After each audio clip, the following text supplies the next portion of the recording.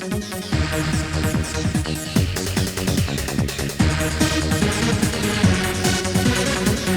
this episode of Cyberpunk Is Neat, we're taking a look at some unique romance-based dialogue in the main job Ghost Town. This was submitted by Zyme Maru, or Zimmy Maru. Sorry if I'm not saying that right, but thanks, June. In Ghost Town, you'll get to talk to Panam during the drive to Rocky Ridge after departing the Aldecaldo camp. The second dialogue option will have Panam talk about her relationship with Mitch and Scorpion, and at the end, she'll ask V if he or she has any close friends.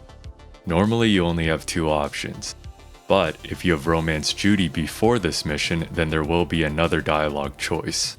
Do you have anyone you would call close? Well, kinda, sorta. Off and on. Kinda, sorta, off and on. It is a bit odd for V to say that if the romance has been completed though. For full transparency, I did not test this at other points during Judy's questline or as a male V. So for example, completing only a few of her side jobs or doing the final mission but letting her leave Night City. So it's possible this dialogue is available under other scenarios in her questline. But if this does only come up after Judy has been romanced, then that requires completing Judy's entire questline ahead of Ghost Town, which is quite unusual, but possible. Judy's questline spins off from Evelyn's and begins with Both Sides Now.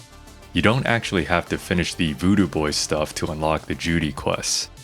As long as you set up the meet with the VDBs by calling Mr. Hands at the start of the mission Mopton Pelin, then this quest can activate.